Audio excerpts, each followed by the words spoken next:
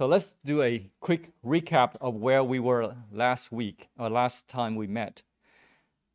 We elaborated on the 4 conditions that one needs to break through in order to achieve enlightenment. Firstly, one should overcome negative emotions with compassion, like, for example, compassion meditation to improve one's quality of life. Second, it's breaking through psychological conditionings with awareness to avoid unconscious bias, where one hurts oneself and others without knowing. Anybody in their right mind can see that living in negativity, and if you reflect deeply, living in under psychological conditionings is not healthy over long term. With psychological conditionings, we should practice with awareness. There is no spiritual life without awareness. Thirdly, is to break through rational thinking with non-duality, 不二法门, 不二法门, to avoid internal and external conflicts. The rational mind is important because it helps us to understand people, things, and situations clearly, but it has its limitations. Reality is both rationality and irrationality. There are dreams and aspirations that may seem illogical, but they are very much a part of us. So to ignore our dreams and aspirations is to deprive ourselves of our full potentials and to be controlled by our own fear. So that's rational thinking. The 4th item that we talked about was breaking through time sense, 受者相陀牙灯, with creativity and commitment to avoid mechanical practice and being slaves to time. And then finally, we talked about spiritual friendship, how important it is for spiritual growth. So today we will elaborate more on friendship from a different perspective. But let's dive into the next subject, which is Sariputra being a helper. Among the bhikkhus, the monks, Sariputra Shalifu Shalaifa was outstanding as one who helped others. For example, in the Devadaha Sutra, the Buddha told the monks to go see Sariputra and praise, saying, Sariputra, O bhikkhus, is wise and a helper of his fellow monks. The commentary explains that Sariputra was a helper in 2 ways. One, by giving material help, 财布施代菩提, and the help of the Dharma, 法布施法菩提. So instead of immediately going for alms round, 及时 kaktak, in the early morning hours, like the other monks did, Sariputra went around the monastery to clean up, sweeping, and neatly rearranging furniture such as beds, chairs, etc. Anything that was not properly placed, he put in order. And he used to go to the hall for the sick, to help out the sick. And having spoken consoling words to the patients to help them feel better, he would ask them about their needs.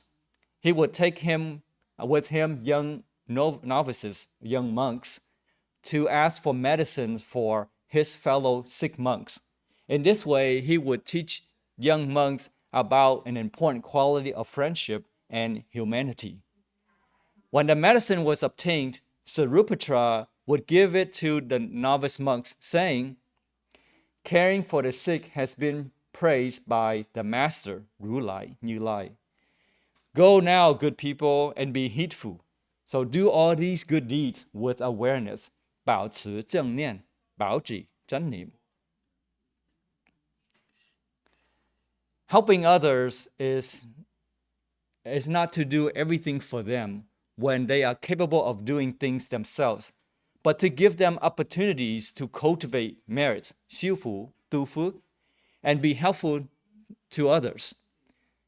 By doing everything for somebody, we are essentially pampering them, weakening them, but rather we should provide them opportunities to learn, to empower themselves, such as Sariputra, 舍利弗, Salifak, giving the medicines to the novice monks, the young monks, and have them go give the medicine to the sick, helping those who cannot help themselves. There needs to be wisdom and compassion in the way that we help. It's just not doing things for them, but to empower them, not to weaken them. Right? So that's real help. If we're weakening them, then we are not helping them. In the long term, we are really hurting them. After sending them back to the monastery sick room, Sariputra would go on the alms round, 乞讨乞食, or taking his meal at a supporter's house. I think we should pause a little here to discuss this important and down-to-earth statement. Caring for the sick has been praised by the master, 如来, Như Lai. Buddha and Sariputra were two enlightened beings who possessed great wisdom, and their expression of the wisdom was compassion and loving kindness, 慈悲, từ bi, tâm từ bi. So true wisdom is enlightenment, but what is to be done with enlightenment is to show our compassion and loving kindness. Because having wisdom alone is not really enough. The purpose of us achieving wisdom is to be able to exercise our compassion and loving kindness to the fullest. If one practices Buddhism but does not become more compassionate towards self and others, then the practice will not lead to enlightenment and liberation from the cycle of life and death. Sariputra learned from the Buddha and also cared for the sick. Here is one example where the Buddha cared for the sick. This story, so let me read to you this excerpt. This is called On the Story of One Ill, one who is sick, he was sick. Now at that time, a certain monk was suffering from dysentery, diarrhea, a very serious illness. He lay fallen in his own excrements. Then the Lord, the Buddha, as he was touring the lodgings with the Venerable Ananda as his attendant, approached the monk's dwelling place. The Lord saw that monk lying fallen in his own excrements. Seeing him, he approached the monk, and having approached, he spoke thus to the monk. What is your illness, monk? Lord, I have dysentery, diarrhea. But monk, have you anyone who tends you, who takes care of you? I have not, Lord, he said. Why do not the monks tend you, take care of you? I, Lord, am of no use to the monks. Therefore, the monks do not care for me. Then the Lord, the Buddha, addressed the Venerable Ananda, saying, Go, Ananda, bring water. We will bathe this monk. Very well, Lord. And the Venerable Ananda, having answered the Lord in assent, when he had brought the water, the Lord sprinkled on the water, and Venerable Ananda washed him over. And the Lord took him by the head, and the Venerable Ananda by the feet, and having raised him up, they laid him down on a couch. Then the Lord, on the occasion, in that connection, having had the order of monks, 当众, 僧团, convene, come together, asked the monks, Is there, monks, in such and such a dwelling place, a monk who is ill, who is sick? There is, Lord. What, monks, is that monk's disease? Lord, that venerable has dysentery, diarrhea. But monks, is there anyone who is tending that monk? There is not, Lord. Why do not the monks tend him, take care of him? Lord, this monk is of no use to the monks. Therefore, the monks do not tend that monk, that sick monk. Monks, you have not a mother, you have not a father who might tend you.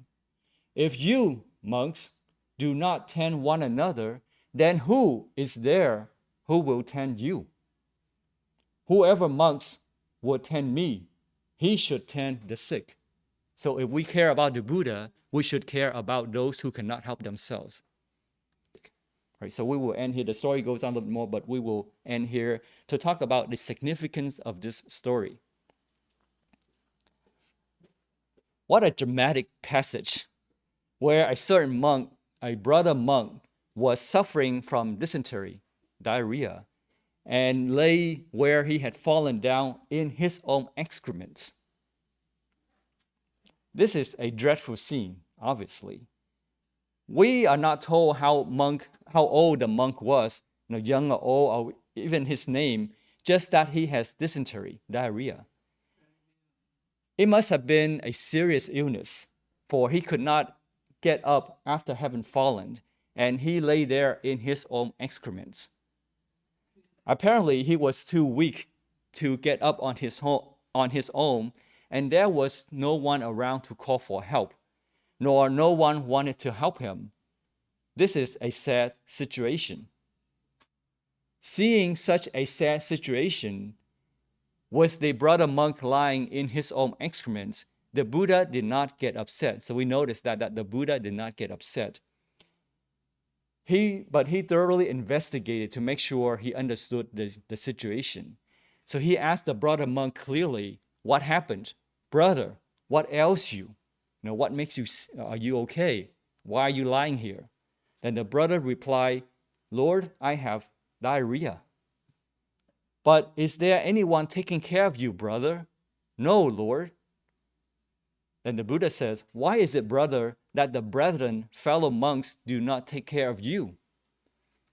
Then the sick monk answered, Lord, I am useless to the brother monks. Therefore, the monks do not take care of me. This is the main point that I want to get at. I'm useless to the brethren, the order of the monks. Therefore, the monks do not take care of me. This is a terrible and shocking statement, isn't it? We don't know how these words were spoken. Did he reply with dignity, with resignation, with weariness, or with bitterness and anger? We don't know. However, we could probably conclude that this exposes a sad side of human beings. That is, sadly, people are only interested in you as long as you are useful to them. Only as long as they can get something out of you. This implies that they see you not as a person, but as a thing. To treat people as a thing is to treat them unethically. And this apparently is how the other monks were treating this sick monk. He was not useful to them. They had no interest in him. He was left lying in his own excrements. No one to take care of him. There was no kindness between the sick monk and the other brother monks, as there was between the Buddha and Ananda. Fortunately, we know about the Buddha's impression of Ananda. We saw this when we were discussing Ananda and the Parinirvana Sutra, 大涅盘经, Kinh Đại Niết Bàn. When the Buddha was about to enter Nirvana, Ananda was sweeping outside. The Buddha then called him in and said the following words to Ananda in Mahaparinirvana, Đại Niết Bàn Kinh, 大涅盘经. The Buddha said, for a long time, Ananda, you have waited on the Tathagatas, Ru Lai, Như Lai, with physical acts of goodwill, helpful, happy, wholehearted, without limit, with verbal acts of goodwill with mental acts of goodwill, helpful, happy, wholehearted, without limit. You are one who has made merit. Commit yourself to exertion, 精进, 登登, and soon you will be without mental fermentations, 烦恼, phiền não.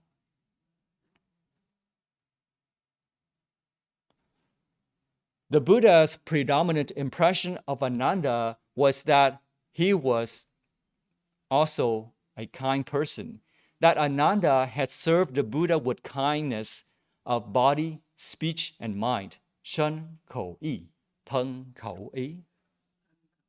Even though the Buddha, teacher of gods and men, had achieved enlightenment and was far more spiritually developed, while Ananda was only a disciple, but yet the relation between the Buddha and Ananda was essentially one of mutual kindness. This is completely different from the relationship that the monks were showing to the sick monk. There was no ordinary friendship, not to speak of spiritual friendship. There was no display of sympathy, sensitivity, or awareness. There could not be, because qualities of sympathy and friendship can only be experienced in relation to people, not as things. The monks left lying in his own excrement without anybody helping him because he was no longer useful to them. When we see people as things, we are treating them unethically. The sick monk was useless to them, and therefore they did not help him. The other monks did not see that sick monk as a person. To them, he was like an old worn-out broom or a broken pot, no longer usable. He was useless to them, so they did not care for him. Sometimes we ourselves can behave like this. We see people not for who they truly are, but we are more interested in their talents and capabilities, that they are good accountants, good singers, good lecturers, and so forth and so forth. If we are treated in this way, as long as we can display our talents, we will continue to have friends. But as soon as we are too weak to uphold our talents, then nobody wants to be friends with us anymore. I think we should understand this in a balanced way.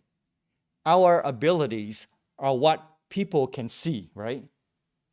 So they will evaluate us based on what they can see. We cannot blame others really for judging us based on what they can see, because our abilities and appearances, although they are not completely us, but they are a part of us and karmically created by us.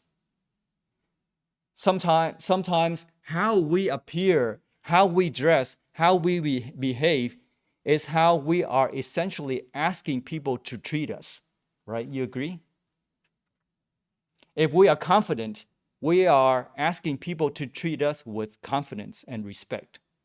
If we have low self-esteem, we are essentially telling others to treat us with non-importance, that we are not important. This is why companies use celebrities to endorse their products. People tend to trust the product endorsed by the celebrities that they like, even though they don't know them personally. When we dress nicely and behave with dignity, generally, people will treat us with respect in return. If we dress scantily, seductively, people will respond in a sexual way, even harassment. So we are essentially inviting people to treat us based on how we look. So we should have some awareness. But appearing to be nice will only take one so far. Eventually, people will find out.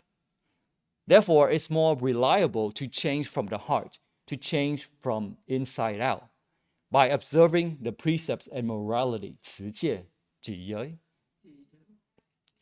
A more balanced approach is that people should try their best to improve themselves and raise their standard of being while not judging each other based on what they can see or hear.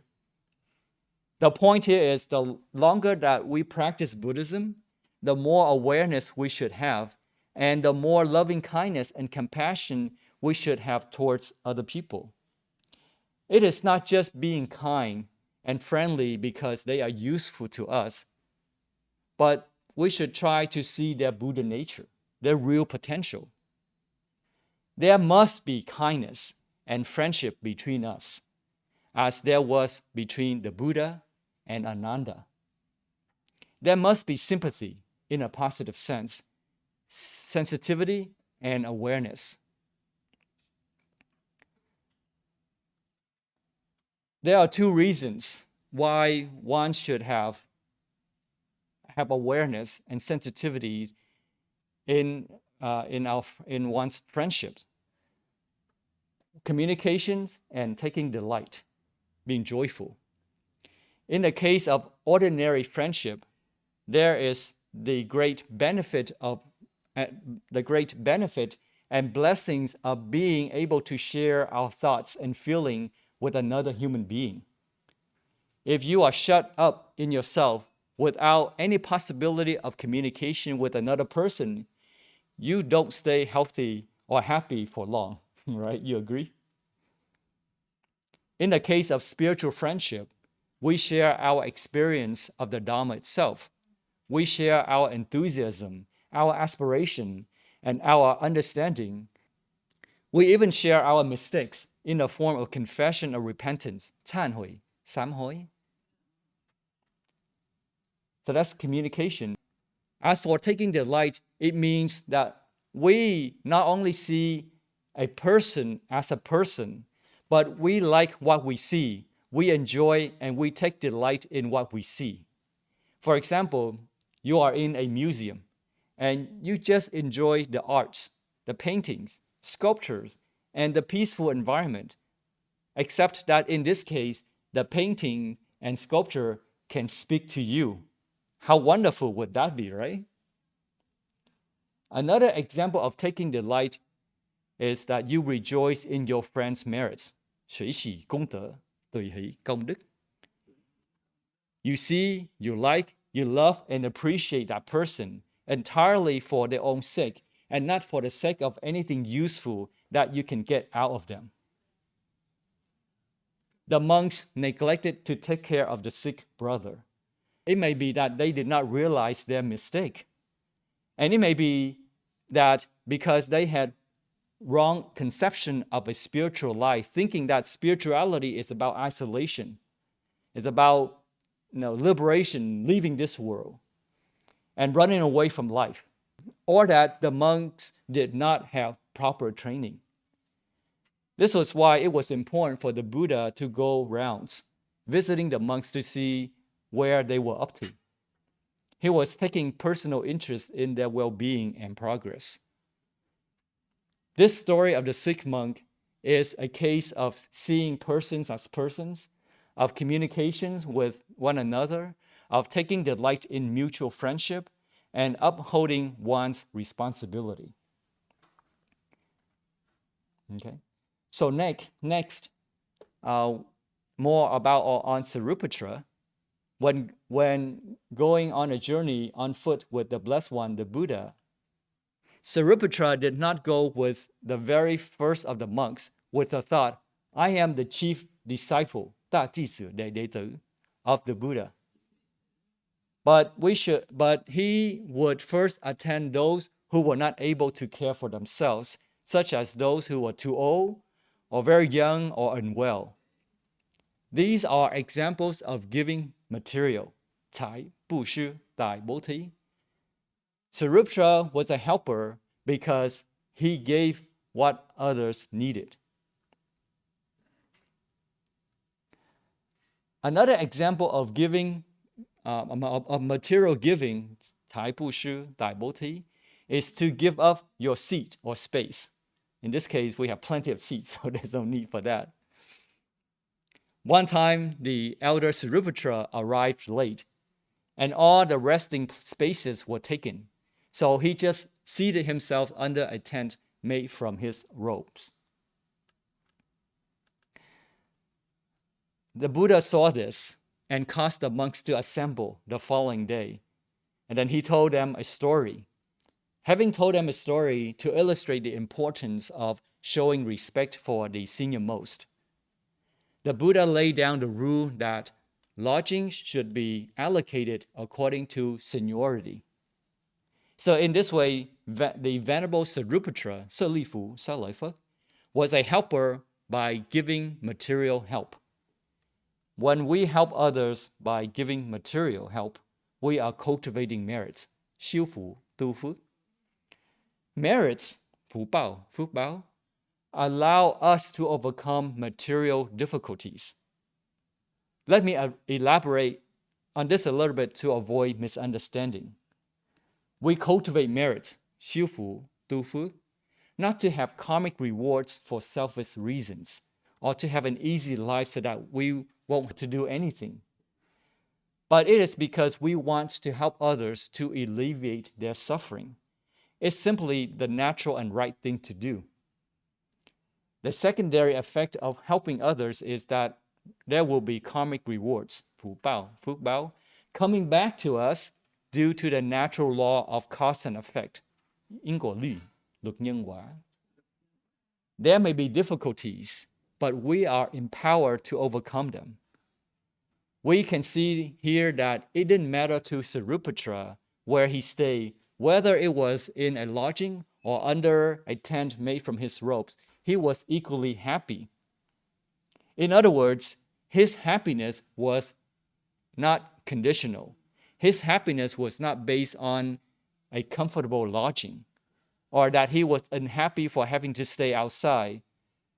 But his happiness was unconditional. This is true happiness. If happiness is relative and conditional, it will eventually lead to dissatisfaction and suffering. Okay. So we just talked about the gift of material help, 财布施, 大菩提. Now we'll talk about how how Sariputra gave the gift of the Dharma.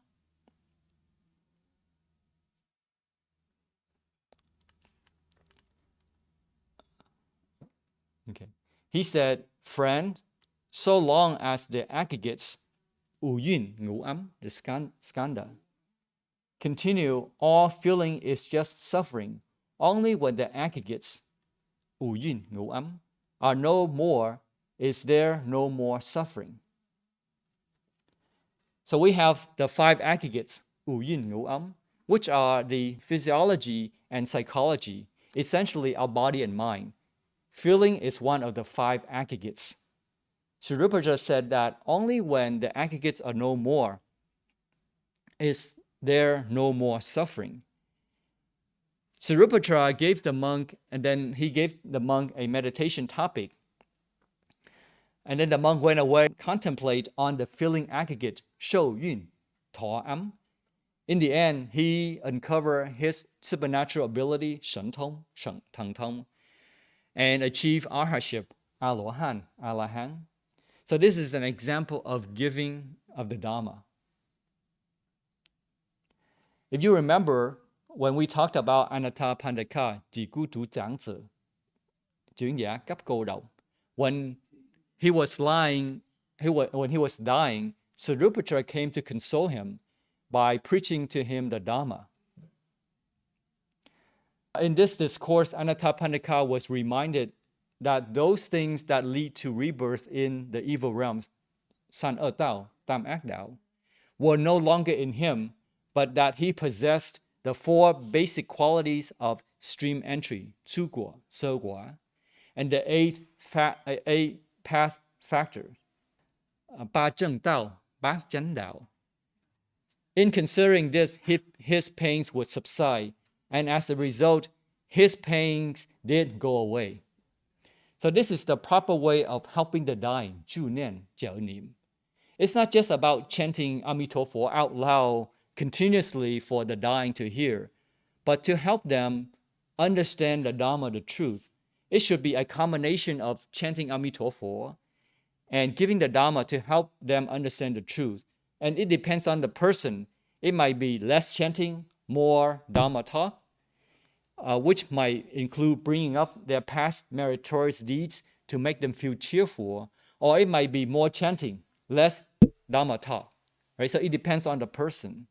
But it's not just about chanting out loud so that they can hear, but to make them realize, to help them to become cheerful, so that they have this aspiration to be in Sukhavati, 极乐世界, cực lạc thế giới.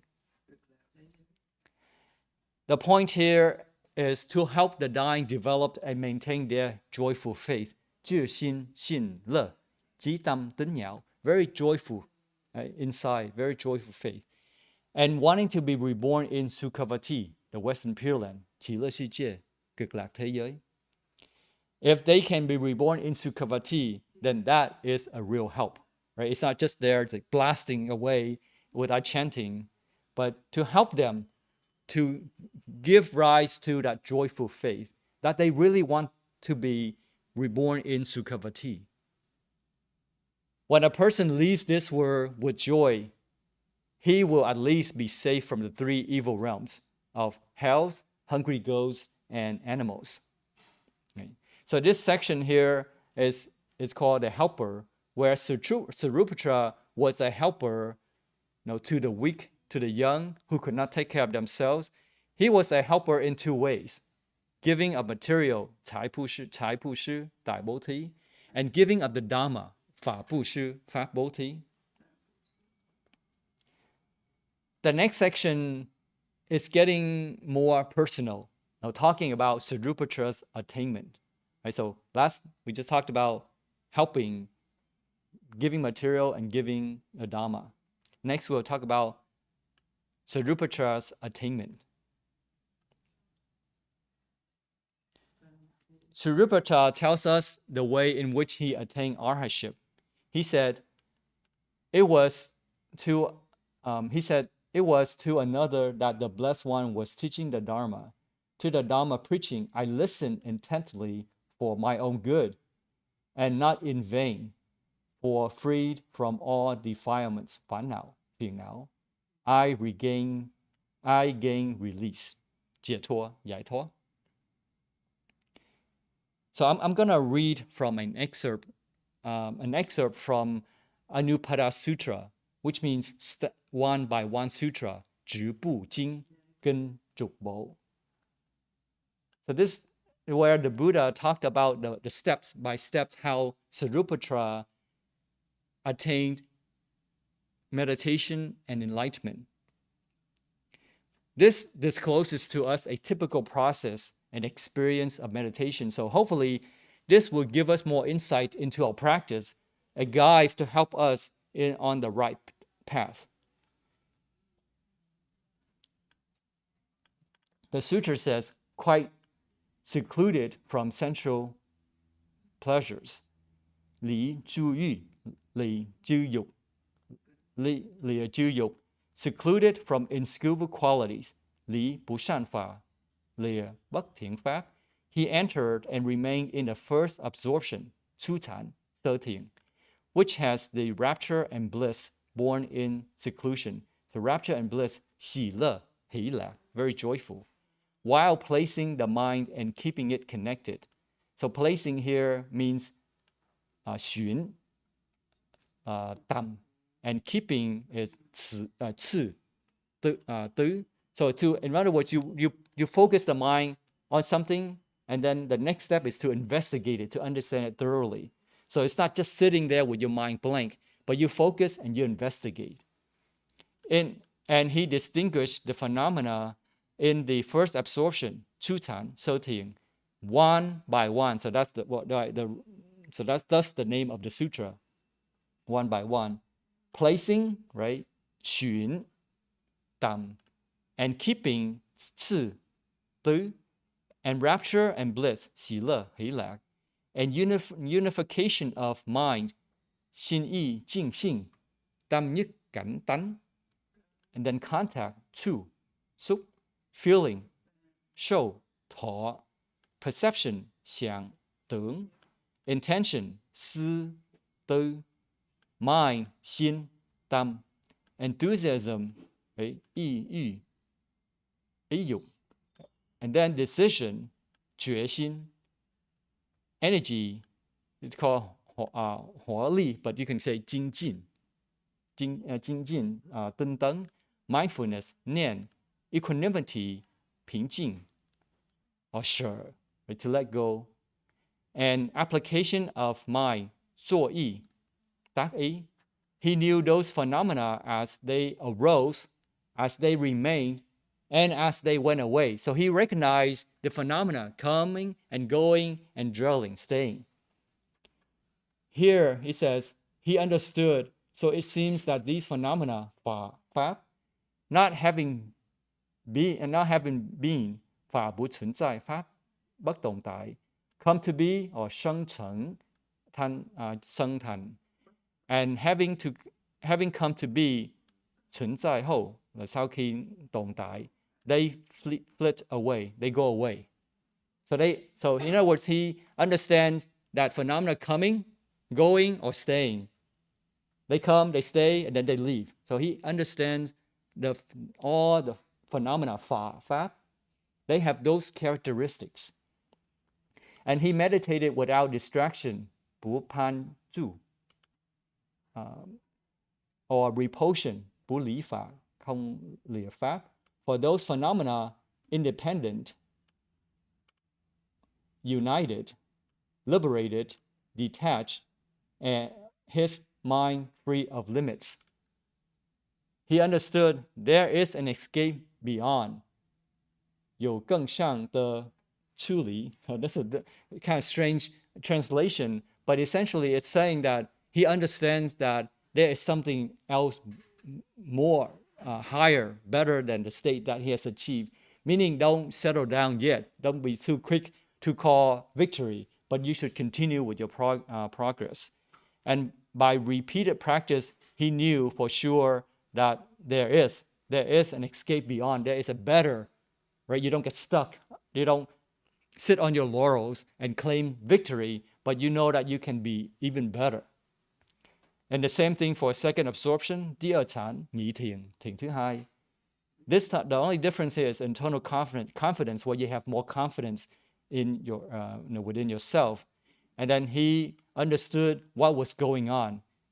And then those things will fade away, all the rapture, all the 喜, right? 退去, all the 喜 bắt đầu lìa khai. So the fading of the rapture, that leads him to the third absorption, 第三禅. And again, he understood what was going on.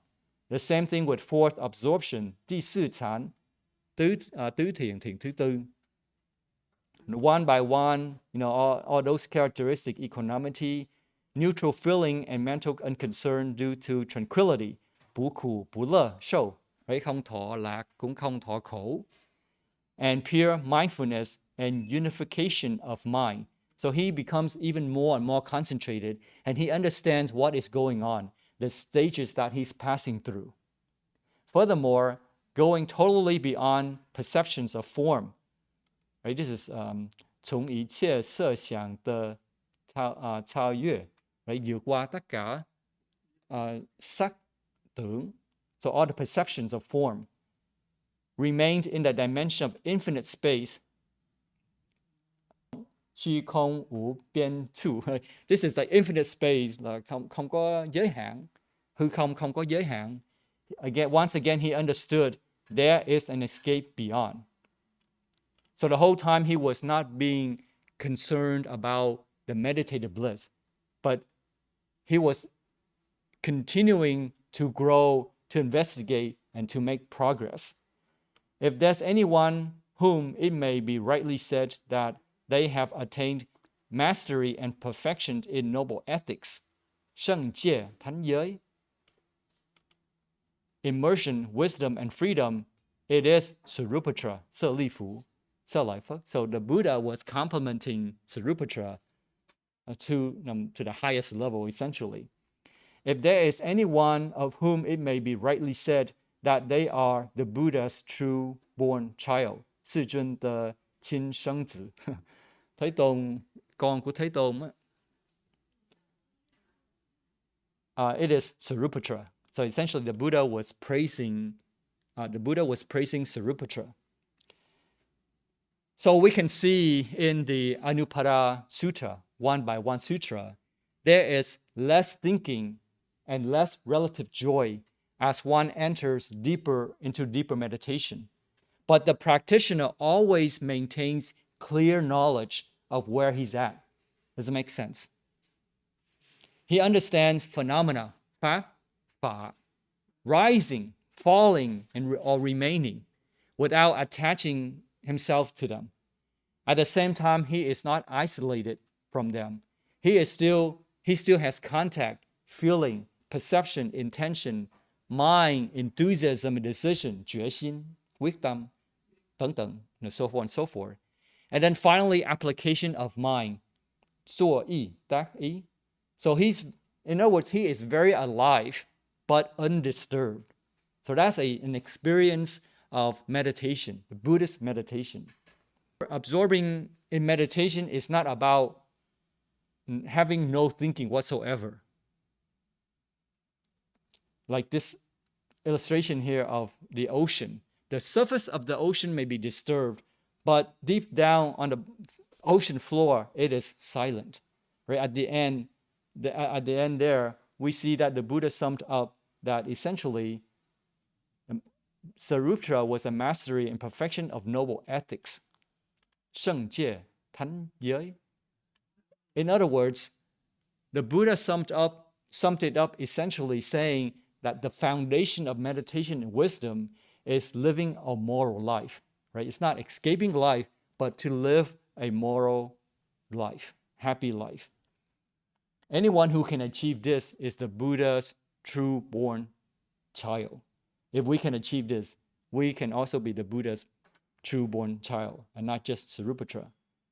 I hope this is not too complicated to follow, but I wanted to illustrate bringing this sutra out to give us an idea of what we should expect when we practice meditation. The proper way is not just to get rid of our thinking, but how to wisely use our thinking to control our wandering thoughts, 妄想, 妄tưởng, so that we can continue on the path. So the purpose of bringing up this sutra is we want to see directly from the Buddha's words in the sutra how one should meditate and the kind of experience one might have. Of course, you can see in the sutra here that it is assumed that the practitioner already knows the basic, like how to sit properly, how to maintain a proper posture, etc.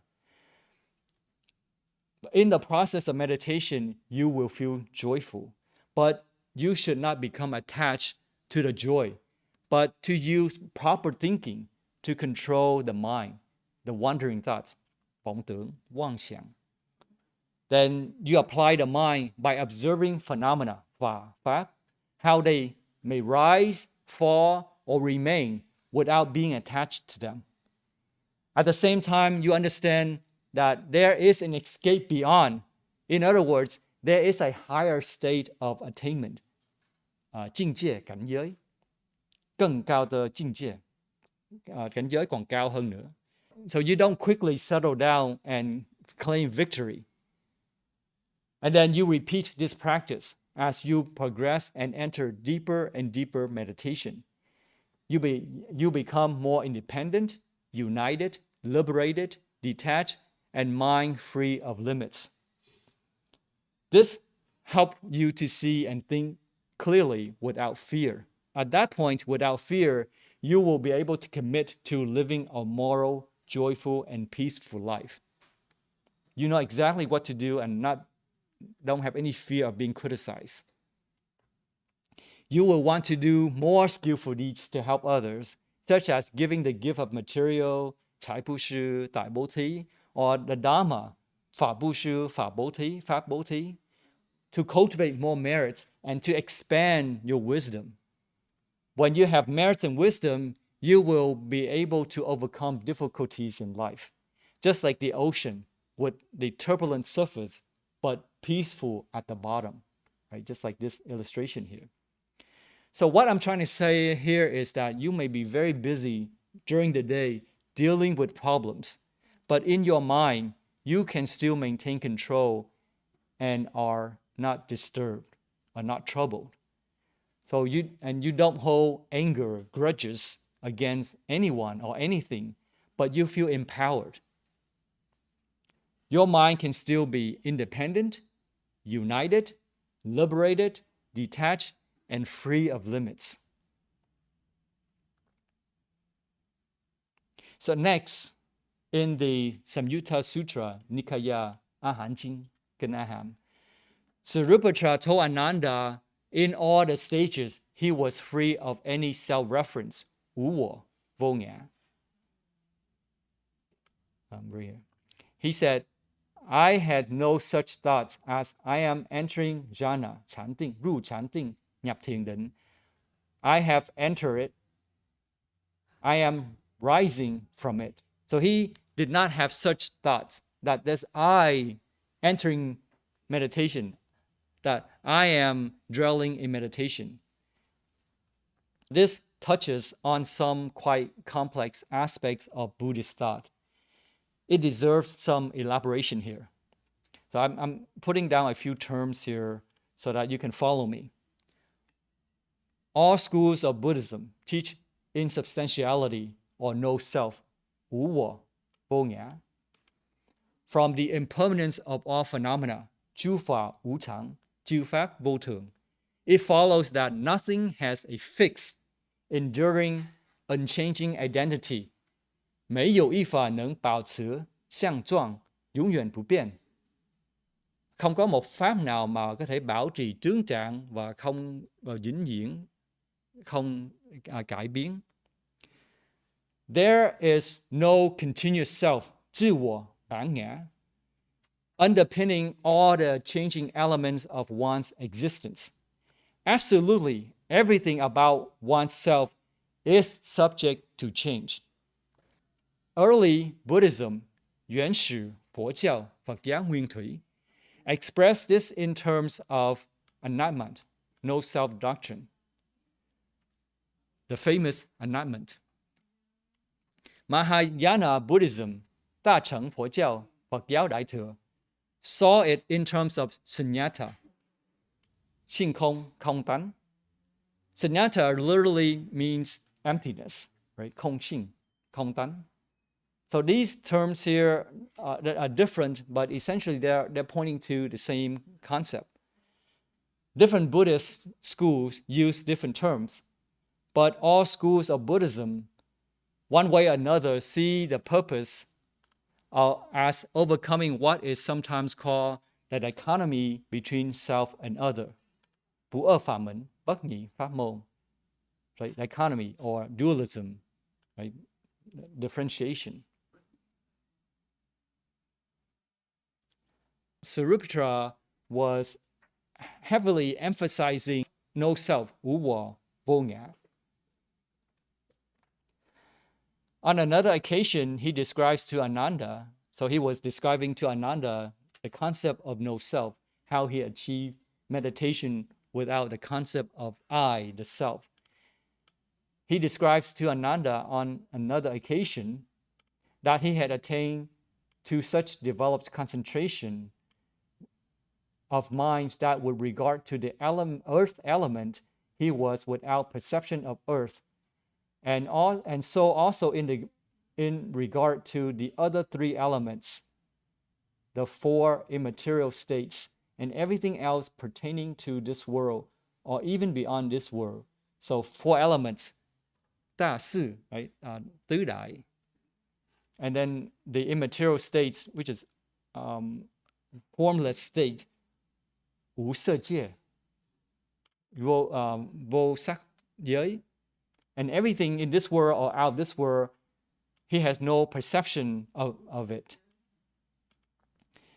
So I want to stop here for a second here because this might sound contradictory to my statement or conclusion in the last lecture when I said certain people claimed that they had enter some meditation without consciousness of time and space, if you remember. And I said that it was not Buddhist meditation. But here, it is saying that in deep meditation, Sariputra had no perception of earth and the other elements, the other three elements around him, either of this world or beyond this world. Does that mean that in deep meditation, Sariputra had no consciousness of time and space, and that I was wrong? That now I am contradicting myself? Well, let's take another look. The text here continues. Yet it seems that he was not entirely without perception of another kind, his only perception being that nibbana or nirvana, Nepal, Nibbana, is ceasing of coming to be. So ceasing of becoming to be is not means no karmic force, ye li, nghiệp lực, that would take him back to the cycle of life and death. So it is not completely without perception, but controlled perception. There is still knowing, right? He may not care about things that may not of importance because they change. There is no self, or why would he pay attention to anything? To say that the elements of earth or water or fire and wind and the form, all the phenomena of the other worlds or in this world, because those things don't have any true self. They are changing. So therefore, it was not for him to have consciousness, was not necessary. But he did know, he did understand, and he did have perception of nibbana or nirvana, Nepal, Nibbana. He knew that he was not going to be pulled back by his karmic force, ye li, nghiệp lực. He knew about that, right? So in other words, here I'm emphasizing that there are many types of meditation. As Buddhist meditation deepens one's awareness and wisdom by seeing reality clearly without being disturbed, that one should not be stuck and one should have awareness. Does that make sense? So that's my whole point here, is that some people will say, I have no perception of such and such. I have no thoughts. That's true because it's not important to them. But they should know where they're at. They should know reality. They should know that phenomena are coming, going, staying, all those things. They understand how phenomena work. So it is not to have no thought whatsoever. Does that make sense? I hope that makes sense. Right? Did they help to clarify the potential experience of meditation that one may have, we may have? Right? We should not just have suppressed our thoughts and force ourselves not to think, not to feel, to be numb, but to have an understanding of our feelings that are coming, our feelings that are staying, and our feelings, our thoughts that are fleeting, that are going. Does it make sense? So one last thing, then we will conclude for today.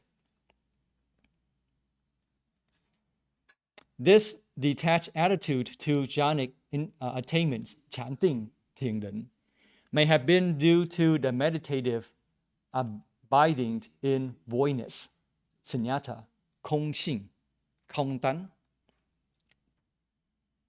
In the Majjhima Nikaya Sutra, number 151, Buddha once remarked on the Venerable Sariputra's radiant features and asked him by which state of mind his radiance has been caused, right? Why he was so radiant. The Buddha noticed that, so he asked Sariputra, what is the reason why are you so radiant? What state of mind, 境界, 感觉, are you in? The Venerable Sariputra replied that he frequently practiced the abiding in voidness, 以空住处, 空住师, upon which the Buddha said that this was the abode of great men. All the sages, 圣人, 贪人, enlightened people, enlightened beings, they all dwell in this abode, this place, right? The place of voidness, 空性, 空单. It would be a mistake to think that emptiness, or avoidance, 空性, 空单, as non-existence, or as constituting the self-nature, 自性, tự tánh. Because if we take emptiness to be some form, some sort of, or some substance out of which dharmas, pháp, have been created, been born, sanh, and to which they can again be reduced like pots to clay, and then clay to pot, for example, then that's wrong. So here we have clay. In other words, the wrong thinking here is that clay is always the same, but it can be created into different things. Or one common example is gold. Gold is always the same, but you can create earrings, you can create necklaces out of gold. You can have different forms, but gold is the same. That is wrong because that has its own self-nature, 自性, tự tánh, which by definition is self-created and does not, cannot be destroyed. In other words, the wrong understanding is to see that the whole is the whole as unreal, but its parts are real and unchanging. Meaning that it's wrong to see the pot as unreal, but the clay as real. Does it make sense? So 自性tự tánh is to say it doesn't change. It can create many things, and those things are not real because they are created by the components. But the components of those things are real, which is not correct according to the concept of voidness. It was really a challenge to prepare for this lecture because I had to think deeply to make the contents meaningful, relatable, and comprehensible. So I had a hard time putting this lecture together because just reading the text alone, you don't get that deep appreciation of it. So let's try another example.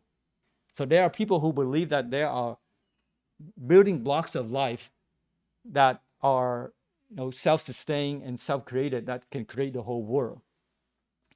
Just like this Lego example, where we have this Lego structure or this Lego building, if you will, is not real because it's made of different pieces. But the Lego pieces themselves, the Lego blocks are real. So that's wrong. That's 自性, tự tánh, self-nature. So people seeing that these Lego blocks are like the building blocks, self-nature, 自性, tự tánh, are real. That can make up many, many things. This is not the concept of emptiness or no self, 无我, vô ngã. To think that there is a single force of nature that creates all things.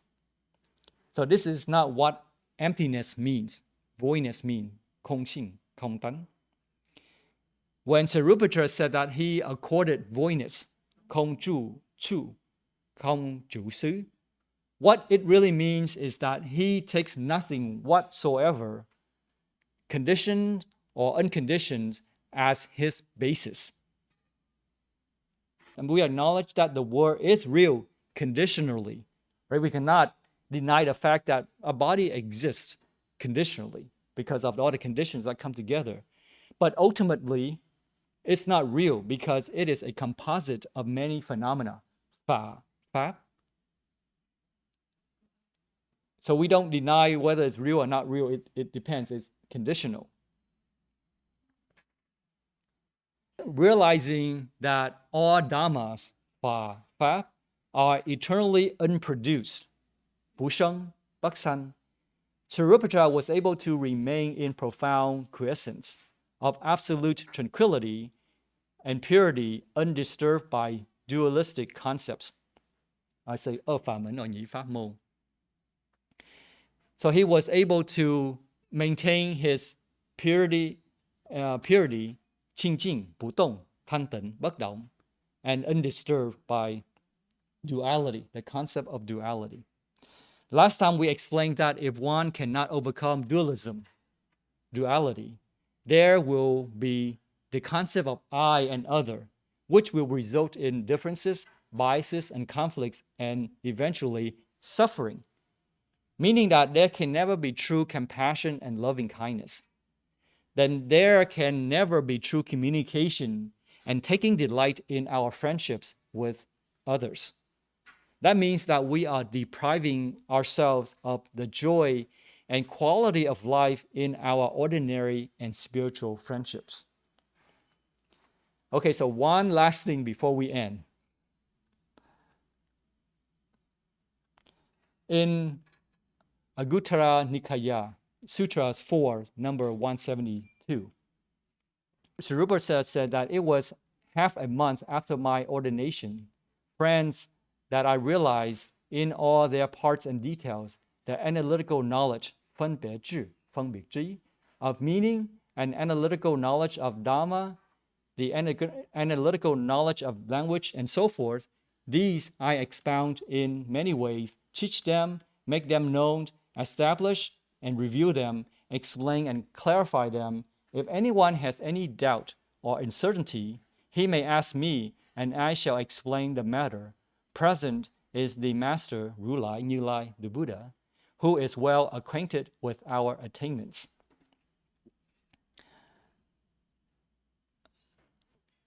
Sariputra is saying that he knows what he knows, right? He's aware of what he knows, and that he knows that the Buddha knows what he has attained, and that he can help anyone who has doubts. So he's a helper. Again, the emphasis here is that right meditation leads to wisdom, and along all the way of cultivation, 修行, 督hành, one is aware and knows. Okay, let's summarize and then wrap up for today. We talked about two topics today, Sariputra being the helper and his attainment. Sariputra was a helper in two ways, by giving material help, 财布施, 大菩提, and the help of the Dharma, 法布施, 法菩提. In the case of material help, he helped those who were too sick, too old, too weak, or too young to take care of themselves. And he helped others not because they were useful to him, but it was the right and natural thing to do. He saw them as persons, not as things. There were kindness and spiritual friendships between him and other brother monks. Similarly, there must be sympathy in a positive sense, sensitivity and awareness in our friendships to avoid emotional dependency that is toxic to the relationships. Sariputra was radiant with joy because he was always abiding in emptiness, 空性, 空丹, a noble place of great men, 圣人, 坛人, the sages. Because he dwelt in emptiness or voidness, by understanding all phenomena are conditional and ever-changing without itself, his mind was calm, pure, unbiased, and spontaneous. He was able to see and understand all phenomena clearly with his analytical knowledge, 分别智, 分别知. Wouldn't have enough time to explain an analytical knowledge, but we will at some point.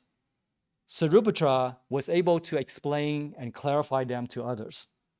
So here's the takeaway. If you remember anything, this is what I would like you to remember. There are two types of giving we should practice, giving of material and giving of Dharma. When helping others, avoid seeing them in terms of their usefulness or what they can do to help you in return, but to have true communication with friends and take delight in the friendships. Be joyful that there is someone who takes interest in your expression of thoughts and feeling, and aspirations and understanding of the Dharma. And then lastly, the understanding of concept of no self or voidness, 空性, 空丹, is to not take things, people, and situation, 人, 事物, 人, 事物, to be fixed and unchanging forever. Because we understand this and practice it, we don't get disappointed or disturbed and can avoid mental afflictions, 苦集烦恼, 口 và phiền não. So true happiness is unconditional. It is not depending on anything, but it is anywhere we go and with anyone we meet. Not only Sariputra, but we can also be radiant as well. So may your day be radiant like Sariputra. So when we meet again in a couple of weeks, we will discuss Sariputra as the turner of the wheel.